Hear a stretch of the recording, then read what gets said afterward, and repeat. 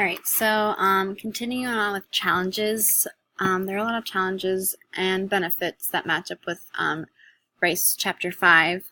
So some challenges are the privacy issues will need to be addressed up front. There'll also need to be a lot of discussions about what is expected and discussions about what is appropriate and inappropriate for comments, especially younger grades. I know my kids sometimes are not the nicest to each other, and you really have to talk about what can be posted on the internet. But the other good thing about CSOL is that comments need to be approved by the teacher. So there's some flexibility with that, and you don't have to share every comment that comes up. And then it's easy to talk to a kid about it before it gets shared. And then the lack of structure and accountability can result in less participation. That was also mentioned in Rice Chapter 5. So there's no, it's not an exact science of where your things are stored, things like that. So, and students, the posts don't show up when, like, for example, in activities. I shared this, but then I wanted my kids to work on this first. So you have to really be cautious about when you share things. There is, you can share based on, you can schedule it. So I guess I don't really have to show you, but you can schedule when you want things to be shared. So you can schedule for a future date, and then it won't be shared until then, which is a really great feature and can also help with that accountability and structure. So benefits are that students are that students that are quiet will feel less on the spot. They can share, they can go to a quiet spot and record themselves. I know that's how I am. I don't feel comfortable recording things in front of people. And students can take their time and be more thoughtful. And when students are able to comment on each other's posts, there can be a sense of community, knowing that other people have looked at your work and what they have to say about it. Maybe it's constructive criticism or some positive feedback. And then social presence model, effective association. Students can do introduction activities like the one we did down here to help others learn more about them. There's plenty of beginning of the year introduction activities on CSOL that you can copy. You can use right off the teacher's ideas, things like that are really great for introducing students. And then again, students are able to comment and like others' posts.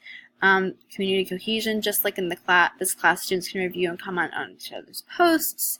Students can do an activity to discuss comparing and contrasting. So that can really, especially for younger grades, they don't always see the comparing and the contrasting. It's just, you have to really enforce that. So you can make it an entire activity, having students pick somebody, find what's similar about them and what's different.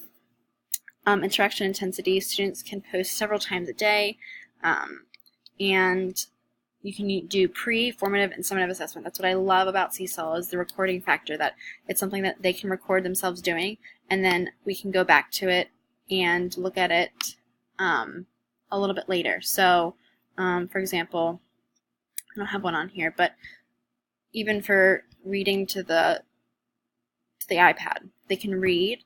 And if it's a book that you know, or it's a passage that you've already counted the words, you can see how fast or how slow that they read and see how their fluency is going for that. And then knowledge and experience, and then instructor involvement. Teacher can comment and discuss answers with students publicly or in a private, protected mode.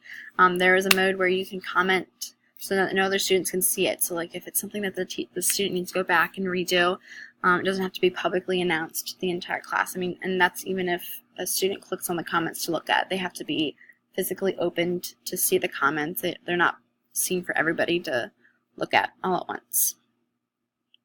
And then in my classroom, I use CSOL for everything. I use it for worksheet submission. I use it for easy access to standards.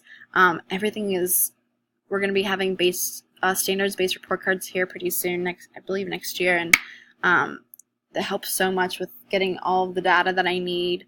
Progress monitoring, again, timed readings, timed math sheets. They just record what they're reading, and then you already know some information about them. You can hold students accountable. You can make a list. I believe you can list the activity and then just see who didn't do it. It gives students time to process and submit quality work. And comments don't have to be turned on, especially this is my first year with Seesaw, so I wasn't really prepared to teach my students about comments and how to use them and what's appropriate. So I just turned the comments off, and saved me a lot of time. So yeah, that's about it for Seesaw.